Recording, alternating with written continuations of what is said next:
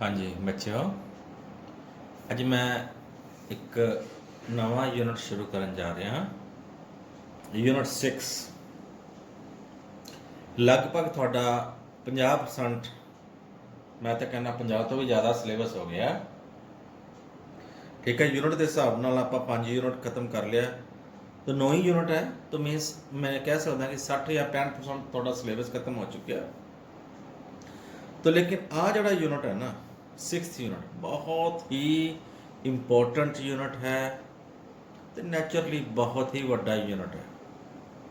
जे मैं स्कूल च हुंदा प्रॉपर लैक्चर लगते तो मैनू 1 महीना लग जाना सी इस यूनिट नू कवर करने च। तो नो डाउट कोई औखा यूनिट नहीं है, सौखा यूनिट है, तो बड़ा थोड़े वास्ते फायदेमंद है जे तुसी कंपीटीशन पॉइंट ऑफ व्यू नू ध्यान दे विच रखते हो। तो इस यूनिट नू बड़ा ध्यान नाल तुसी कवर अप करना, तो जो कोई डाउट्स होए तो मेरे तो जरूर पूछना। तो यूनिट 6 पहला चैप्टर है यूनिट 6 का कर रहे हैं, that is ray optics. Unit का नाम है ऑप्टिक्स। ऑप्टिक्स ऑप्टिक्स के बच्चे दो पार्ट्स ने, एक रे ते एक वेव। Wave optics. रे ते वेव च की फर्क है? Optics means light, visible light. जी मैं विजिबल लाइट की ही गल कर ला। पहला पिछला चैप्टर आप पढ़ के आए इलैक्ट्रोमैग्नेटिक वेव। इलैक्ट्रोमैग्नेटिक वेव दे विच इलैक्ट्रोमैग्नेटिक स्पैक्ट्रम लास्ट टॉपिक पढ़िया आप, जिहदे विच देखिया आप एक लाइट जिहड़ी है इलैक्ट्रोमैग्नेटिक स्पैक्ट्रम इलैक्ट्रोमैग्नेटिक वेव का एक हिस्सा है। तो सारी लाइट का इलैक्ट्रोमैग्नेटिक स्पैक्ट्रम सानू नज़र नहीं आता, लेकिन एक खास वेवलेंथ है that is 400 nanometre to 760 nanometre. ये वेवलेंथ रेंज जड़ी है ये सानू नजर आती है। मतलब साड़ी हाँ जी जी 400 नैनोमीटर तो 760 नैनोमीटर होंगे। 1 nanometre is equal to 10⁻⁻⁹ metre. ये जी वेवलेंथ रेंज है, ये वास्ते साड़ी जी आई है वो सेंसिटिव है। ठीक है ना। बाकी तो आप पढ़िया है गड्डी XUV in my range, gamma rays, X rays, ultraviolet, visible light, infrared, microwaves, radio waves, है ना। वो सारिया साड़ी इलैक्ट्रोमैग्नेटिक स्पैक्ट्रम जोड़ा है, सारी रेडिएशन साढ़े अख नहीं देख सकती, सिर्फ यही जी रेंज है यही साड़ी अख नू देख सकती है। तो ये रिलेटेड आप टॉपिक सुन पढ़ांगे, फिनोमेनास पढ़ांगे। तो पहला टॉपिक आप आज शुरू करने जा रहे हैं रिगार्डिंग रे ऑप्टिक्स। ओके, हुन मैं रिपीट नहीं करना चाहता। विब ग्योर है ना, violet Indigo, blue green red orange, है ना, जो भी कलर सी येलो वगैरह है। तो रे ऑप्टिक्स के विच सब तो पहला आप स्टार्ट करते हैं reflection of light. Reflection of light या फिर simple upon law of reflection कह दें, लॉज ऑफ रिफ्लैक्शन। ये तो वही चीज़ है जो तुसी 9th के भी बच्चे पढ़ी है, 9th नहीं 10th के पढ़ी होएगी। लॉ ऑफ रिफ्लैक्शन की है साढ़े कोल अपने को एक प्लेन मिरर है,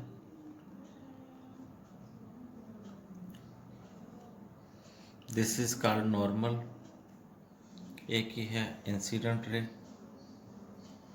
एक ही है reflected ray. Incident ray and this is called reflected ray and this is normal। तो लॉ ऑफ रिफ्लैक्शन की कहता, पहला लॉ क्या है? इंसिडेंट रे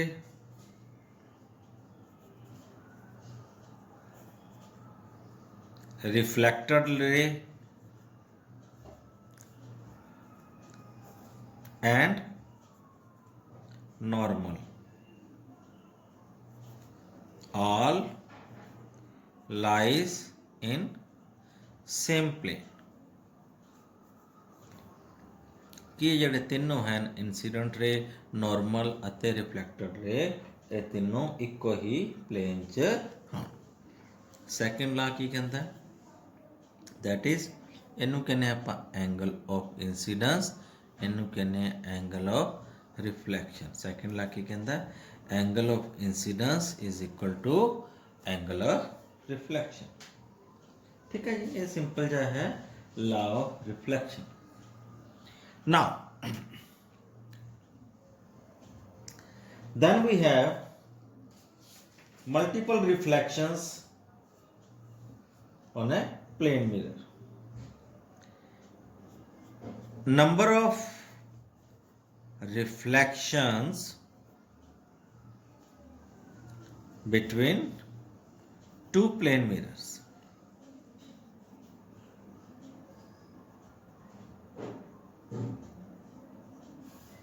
हाँ जी बच्चों, अपने को दो प्लेन मिरर ने, एक आ प्लेन मिरर दिखाया अपने को,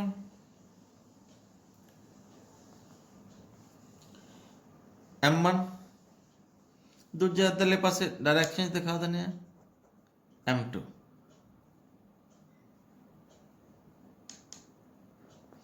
सपोज थीटा क्या है, angle between this two plane mirrors, and कोई ऑब्जेक्ट है, O is an object place between the two plane mirrors.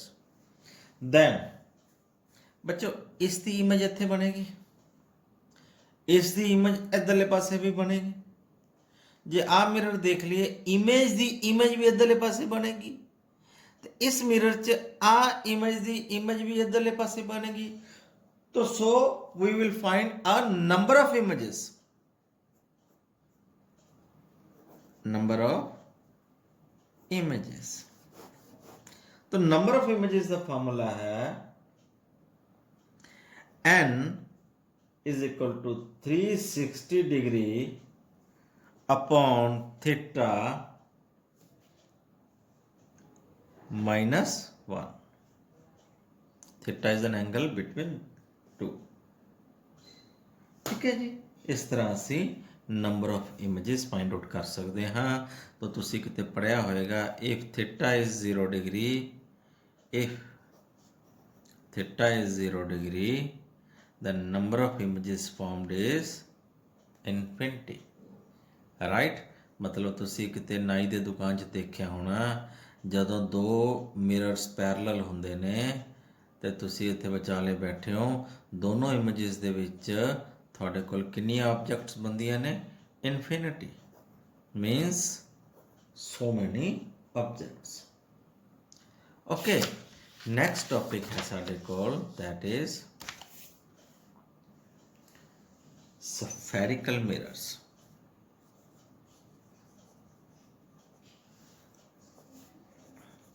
spherical mirrors, हाँ जी। तो spherical mirrors दो तरह ਦੇ ਹੁੰਦੇ ਨੇ। Number 1 concave mirror, number 2 convex mirror।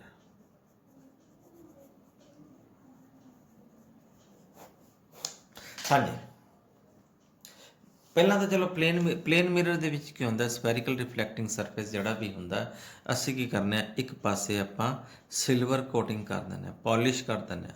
ਕੱਚ ਦਾ ਸ਼ੀਸ਼ਾ ਲੈਨੇ ਆ, ਕੱਚ ਦਾ ਸ਼ੀਸ਼ਾ ਲਿਆ ਪਲੇਨ, ਇੱਧਰਲੇ ਪਾਸੇ ਪੋਲਿਸ਼ ਕਰਤੀ, ਸਿਲਵਰ ਪੋਲਿਸ਼।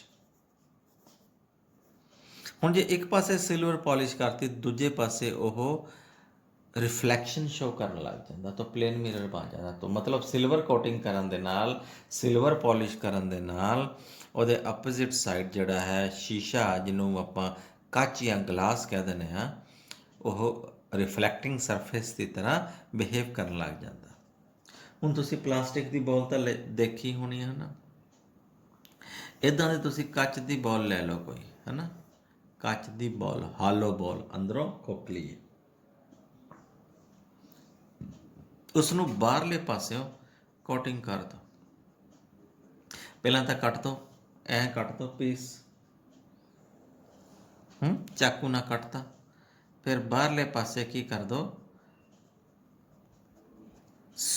ਸਿਲਵਰ ਪਾਲਿਸ਼ ਕਰ ਦੋ ਬਾਹਰਲੇ ਪਾਸੇ। ਤੋ ਇਹਦੇ ਅੰਦਰਲੇ ਪਾਸੇ ਤੁਹਾਨੂੰ ਰਿਫਲੈਕਟਿੰਗ ਸਰਫੇਸ ਮਿਲ ਜਾਏਗੀ। ਦਿਸ ਸਰਫੇਸ ਇਜ਼ ਕਾਲਡ, ਇਸ ਨੂੰ ਕੀ ਕਹਿੰਦੇ ਆ, ਕਨਕੇਵ ਮਿਰਰ, ਕਨਕੇਵ ਸਫੈਰਿਕਲ ਮਿਰਰ। ਸੇਮ ਜੇ ਤੁਸੀਂ ਆਪਣਾ ਸੇਮ ਕੇਸ ਦੇ ਵਿੱਚ ਜੇ ਦੁਬਾਰਾ ਸ਼ੀਸ਼ਾ ਲੈਂਦੇ ਹੋ ਨਾ, ਉਵੇਂ ਕੱਚ ਦੀ ਬੋਲ ਲੈਂਦੇ ਹੋ, ਹਾਲੋ ਬੋਲ ਲੈਂਦੇ ਹੋ, ਅਤੇ ਉਸੇ ਨੂੰ ਉਸੇ ਤਰ੍ਹਾਂ ਕੱਟ ਦਿੰਦੇ ਹੋ, ਕੱਚ ਚਾਕੂ ਨਾਲ ਕੱਟਤਾ, ਇੱਦਾਂ ਦਾ ਪੀਸ ਮਿਲ ਗਿਆ, ਅਤੇ ਅੰਦਰਲੇ ਪਾਸੇ ਤੁਸੀਂ ਸਫੈਰਿਕਲ ਮਤਲਬ ਪੋਲਿਸ਼ ਕਰ ਦਿੰਦੇ ਹੋ, ਸਿਲਵਰ ਪੋਲਿਸ਼ ਕਰ ਦਿੰਦੇ ਹੋ, ਅਤੇ ਬਾਹਰਲੇ ਪਾਸੋਂ ਦੀ ਚਮਕ ਮਿਲੇਗੀ ਇਹਨੂੰ। This is called convex spherical mirror. Okay, ਤੋ ਇਹ ਦੋ ਤਰ੍ਹਾਂ ਦਾ ਹੁੰਦਾ, ਕਨਕੇਵ ਅਤੇ ਕਨਵੈਕਸ ਸਫੈਰਿਕਲ ਮਿਰਰਸ। ਨਾਓ ਅੱਗੇ ਟੌਪਿਕ ਹੈ ਸਮ ਇੰਪੋਰਟੈਂਟ ਟਰਮਸ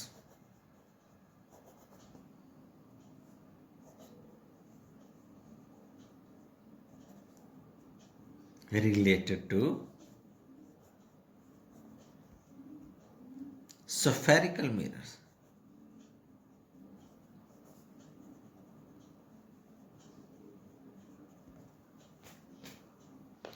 चलो ये टॉपिक ਆਪਾਂ ਸਿੱਧਾ ਡਾਇਰੈਕਟ ਬੁੱਕ ਚੋਂ ਕਰਦੇ ਹਾਂ।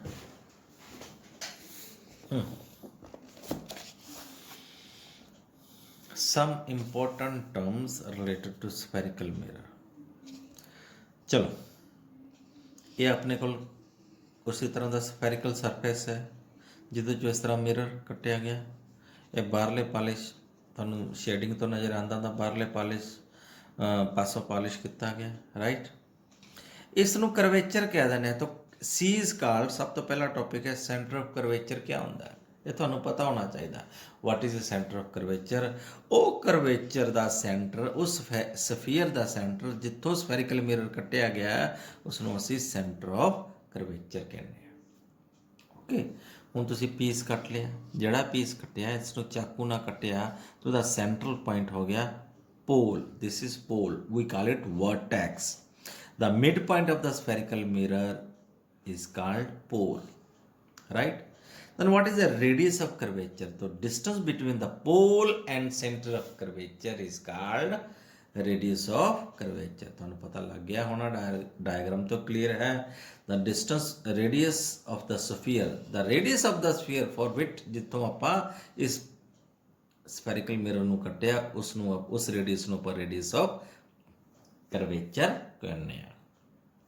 ਐਂਡ ਦੈਨ ਡੀ ਪੁਆਇੰਟ ਹੈ principal Axis, it is the line. ਇਹ ਲਾਈਨ ਕਿਹੜੀ ਹੁੰਦੀ ਹੈ? Virtual line.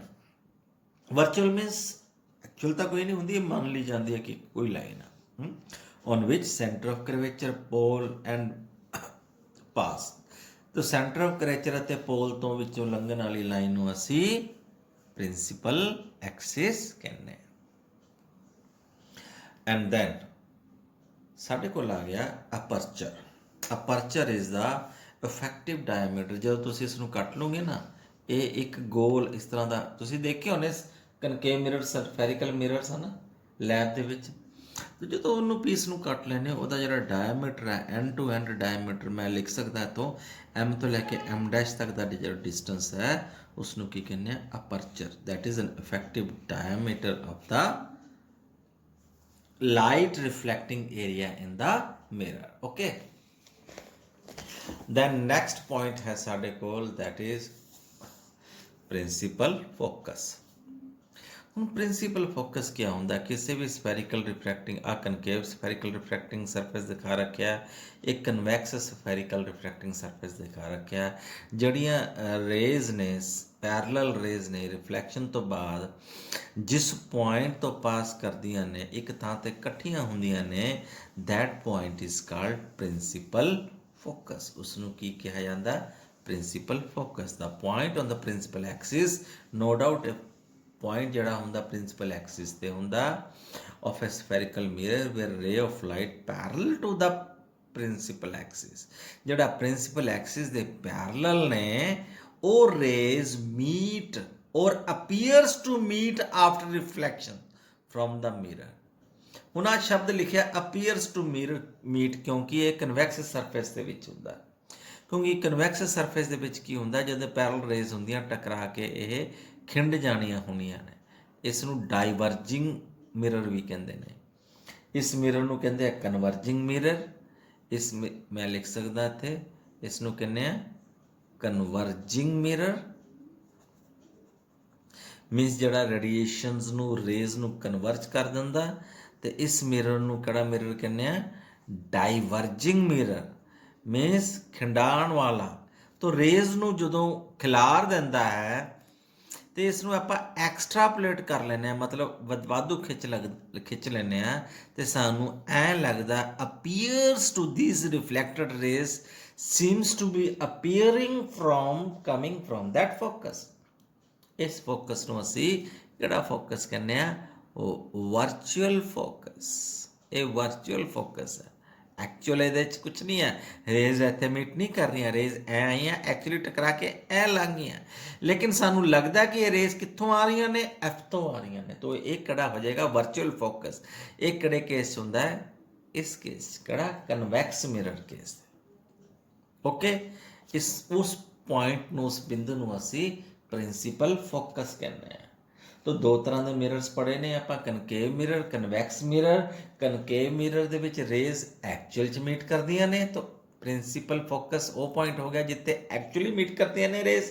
ਲੇਕਿਨ ਕਨਵੈਕਸ ਮਿਰਰ ਦੇ ਵਿੱਚ ਪ੍ਰਿੰਸੀਪਲ ਫੋਕਸ ਉਹ ਪੁਆਇੰਟ ਹੋ ਗਿਆ ਜਿੱਥੇ rays appear to meet after the reflection, appears to coming from that point। ਐਂ ਲੱਗਦਾ ਹੈ ਕਿ ਰਿਫਲੈਕਸ਼ਨ ਤੋਂ ਬਾਅਦ ਇਹ ਜਿਹੜੀ ਰਿਫਲੈਕਟਡ ਰੇਜ਼ ਹੈ, ਇਹ appears to coming from focus।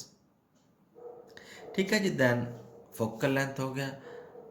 ਪੋਲ ਅਤੇ ਫੋਕਲ ਦੇ ਵਿੱਚ ਜਿਹੜਾ ਫੋਕਸ ਦੇ ਵਿੱਚ ਜਿਹੜਾ ਡਿਸਟੈਂਸ ਸਾਨੂੰ ਫੋਕਲ ਲੈਂਥ ਕਹਿ ਦਿੰਦੇ ਆ।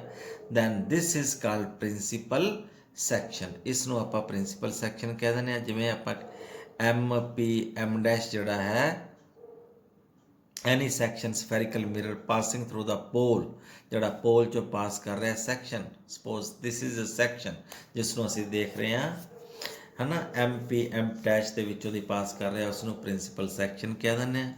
ਠੀਕ ਹੈ। ਐਂਡ ਇਸ ਨੂੰ ਪਲੇਨ ਕਹਿ ਦਿੰਦੇ ਆ, ਫੋਕਲ ਪਲੇਨ, ਹੈ ਨਾ, ਜਿਹੜਾ ਫੋਕਲ ਲੈਂਥ ਦੇ ਵਿੱਚੋਂ ਦੀ ਪਾਸ ਕਰ ਰਿਹਾ ਹੋਵੇ। The plane passing through the principal focus and perpendicular to the principal axis, ਜਿਵੇਂ ਆਹ ਦਿਖਾ ਰੱਖਿਆ, ਇਹ ਕਿਹੜਾ ਫੋਕਲ ਪਲੇਨ ਹੈ। ਠੀਕ ਹੈ ਜੀ। ਓਕੇ, ਬਹੁਤ ਆ ਅੱਜ ਵਾਸਤੇ ਇੰਨਾ। Thank you, have a nice day.